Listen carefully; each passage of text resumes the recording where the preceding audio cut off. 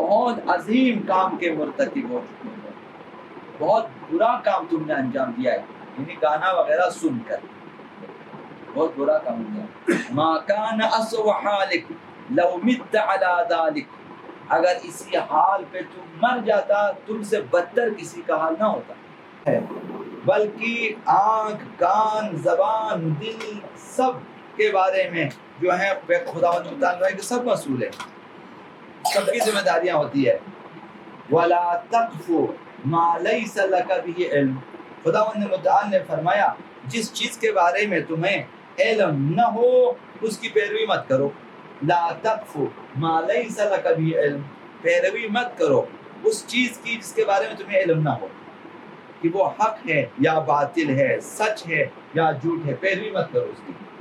جس کے بارے میں تمہارے پاس علم اور یقین نہیں ہے کہ وہ کیا چیز ہے، پیروی مت کرو۔ اس وجہ فرمایا کہ ان السمع والبصر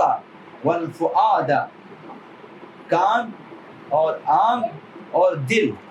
یہ تینوں کل اولئک کان عنہ مسئولا، خداوند متعال ان سب کے بارے میں سوال کرے گا، سب کے بارے میں انسان مسئول ہے۔ انسان سے ہماری آنکھوں کے بارے میں پوچھا جائے گا کہ کیا کچھ دیکھا ہے ان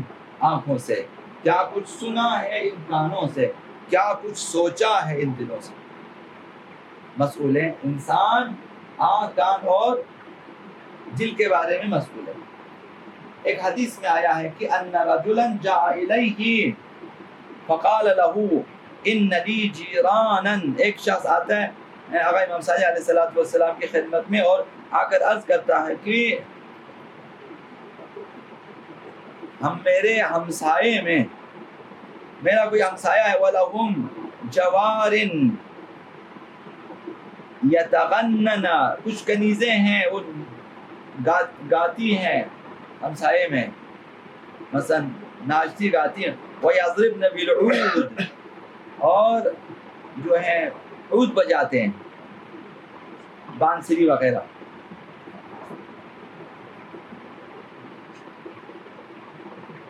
فَرُبَّمَا دَخَلْتُ الْمَخْرَجَ فَأُطِيلُ الْجُلُوسَ اسْتِمَاعًا مِّنِّي لَهُنَّ، کبھی مجھے واش روم جانا پڑتا ہے تو میں وہاں دیر تک سنتا رہتا ہوں، کیونکہ ہمسایہ ہے، واش روم میں جا کے میں سنتا رہتا ہوں۔ قضائے حاجت کے لیے میں گھر سے نکلتا ہوں واش روم، تو وہ ساز و آواز جو آ رہی ہے یہ سننے کے لیے میں دیر تک بیٹھا ہوتا ہوں وہیں پر۔ فقال لا تفعل، امام صادق علیہ السلام فرمایا کہ یہ کام نہ کر، یہ کام ٹھیک نہیں ہے۔ اس شخص نے عرض کیا، فقال واللہ ما هو شیء آتیہ بالرجلی انما هو سماع اسمعه، اس شخص نے آقا امام صادق علیہ السلام سے کہا کہ قسم بخدا یہ جو ساز و آواز اب آ رہی ہے میں اس لیے نہیں جاتا کہ یہ سنوں، بس یہ ایسی آوازیں میرے کان میں آتی رہتی اور میں بیٹھا رہتا ہوں، میں خود سننے کے لیے نہیں جاتا، بلکہ کبھی جو ہے میں وہاں چلا جاتا ہوں تو وہ آوازیں آتی رہتی ہے تو میں تھوڑی دیر زیادہ بیٹھ جاتا ہوں، خود سننے کے لیے نہیں جاتا۔ بہانہ شیطان انسان کے ذہن میں اس طرح بیٹھا کہ میں خود صرف یہ سننے کے لیے وہاں نہیں جاتا، میں تو جاتا ہوں قضائے حاجت کے لیے، لیکن چونکہ آوازیں آ رہی ہوتی تھوڑی دیر زیادہ بیٹھ جاتا ہوں۔ فقال، آقا صادق نے فرمایا، اما سمعت اللہ یقول، تو نے نہیں سنا کہ خداوند متعال یہ فرماتا ہے ان السمع والبصر والفؤاد کل اولئک کان عنہ مسئولا، تمہارے کان یا تمہاری آنکھیں یا تمہارے سب کے بارے میں خداوند پوچھے گا، تم سے سوال کیا جائے گا، کیا تم نے یہ بات نہیں سنی؟ خدا متعال نے فرمایا،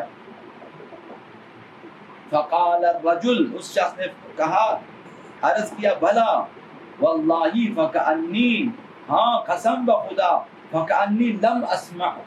بهذا الآیہ من کتاب عز وجل من عربی ولا عجمی، قسم بخدا یہ آیت نہ کسی عربی سے میں نے سنا نہ کسی عجمی سے، یعنی اصل ہوش میں ہی نہیں ہے کہ اس نے ایسی آیتیں پڑھی ہے، مجھے ایسا پتہ ہی نہیں ہے ایسی آیتیں قرآن مجید میں ہیں۔ قسم بخدا گویا میں نے اس آیت کو کسی سے بھی نہیں سنا، نہ کسی عرب سے نہ کسی عجم سے۔ ولا جرم انی قد ترکتها، میں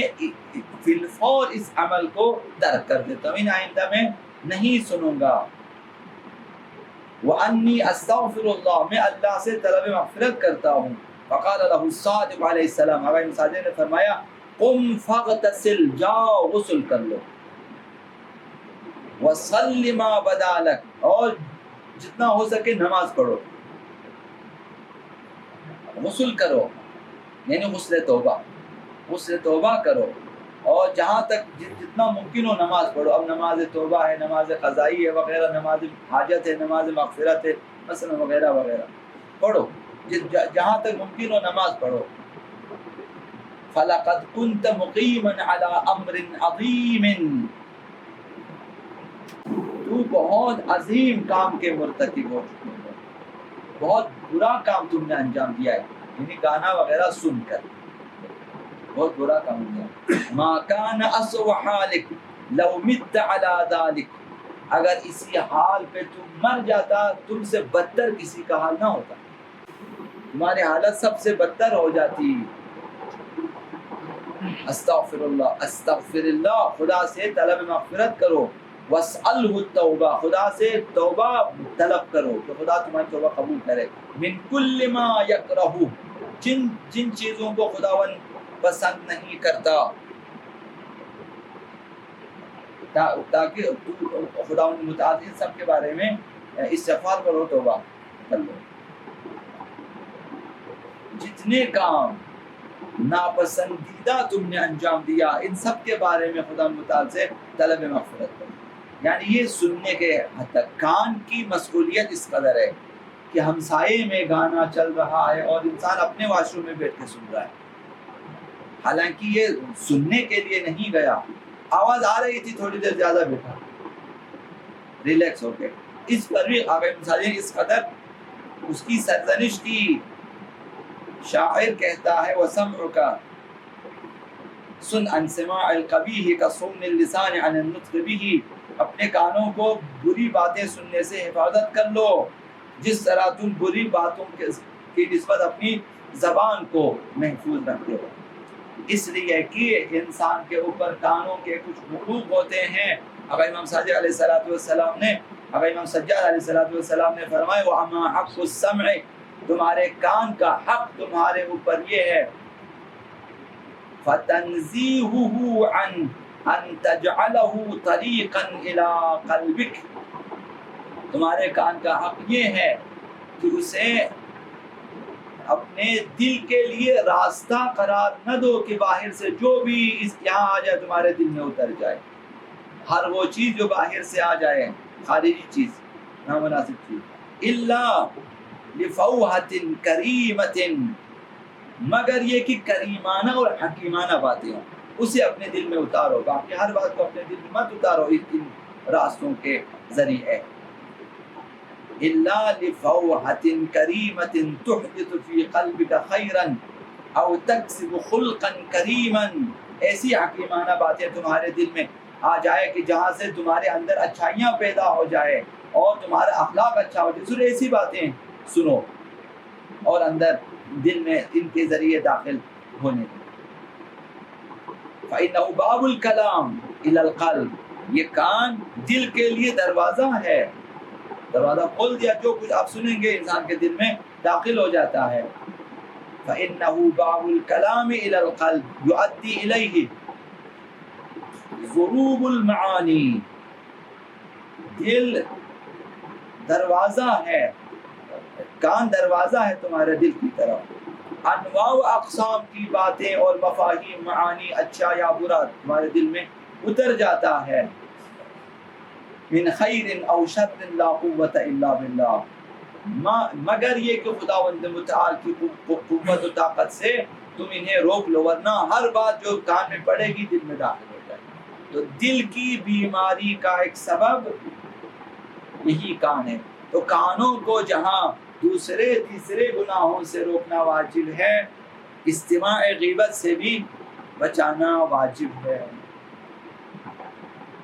اب ایک اگلا عنوان جو عموماً آپ نے پڑھ لیا ہے، دفاع غیبت کے بارے میں، جہاں غیبت ہو ان کا دفاع کرنا واجب ہے۔ یہ پھر رہے انشاءاللہ موقع ملے گا انشاءاللہ۔